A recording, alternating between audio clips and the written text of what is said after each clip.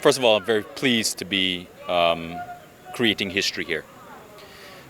This is a historic event for several reasons. One is that we are able to do this safely during a pandemic.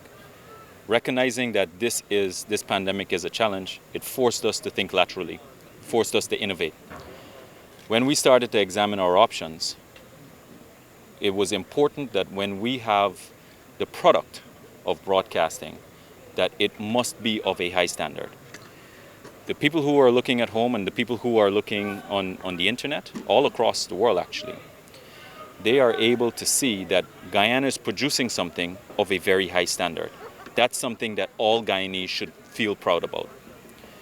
The second is, in relation to the quality of the football, it was impressive. Impressive, especially when you consider the circumstances. The circumstances have been severe because when anyone knows who plays sports, if you don't get that constant practice, you start losing your touch. These guys have come out here and they've shown that they are at a good level to be able to progress quickly. At least that would be the hope, because they have qualifiers in March, World Cup qualifiers in March.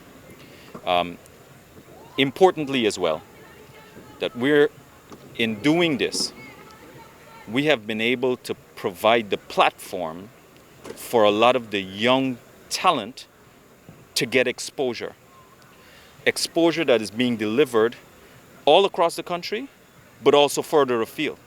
Because there are many persons who are going to be recruiting players, other parts of the world, that they will be able to use this as a premium example to say this is what has happened on this day, and these are the types of players that we had, and some of the individual players will be able to use that as a platform to be able to sell themselves.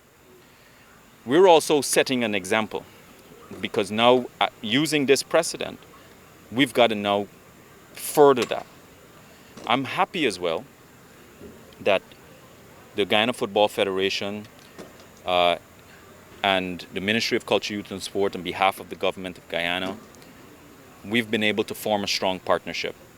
A partnership that already sends a signal that we will be able to aggressively advance the program and the overall responsibility that we are respectively charged with.